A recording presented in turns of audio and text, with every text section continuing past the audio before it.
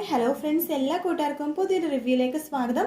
അങ്ങനെ നമ്മുടെ രാധികാമ്മ പറയുന്നുണ്ട്, ഗീതോട് പറയുന്നുണ്ട്, ഈ പദവി മാത്രമല്ല, ഗോവിന്ദന്റെ ഭാര്യ എന്നുള്ള പദവി പോലും നിന്നെ നഷ്ടപ്പെടുത്തിയിരിക്കോടി, നീ നോക്കിക്കോ, ഇന്നല്ലെങ്കിൽ നാളെ ഈ പദവി, ഗോവിന്ദന്റെ ഭാര്യ എന്നുള്ള പദവി നിന്റെ അടുത്ത് നിന്ന് പോകും. ഇത് രാധികയാണ് പറയണമെന്ന് പറഞ്ഞിട്ട് വെല്ലുവിളിക്കുക കേട്ടോ.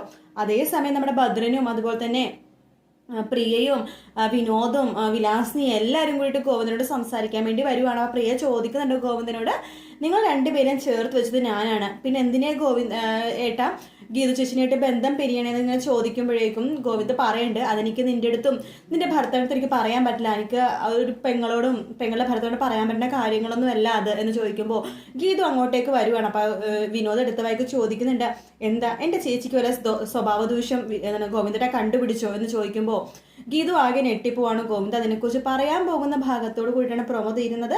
വീഡിയോ ഇഷ്ടപ്പെട്ടെങ്കിൽ ലൈക്ക് ചെയ്യുക, സബ്സ്ക്രൈബ് ചെയ്യുക, കമന്റ് ചെയ്യുക. മറ്റൊരു വീട്ടിൽ നാളെ രാവിലെ കാണാം. Good night, take care, bye bye.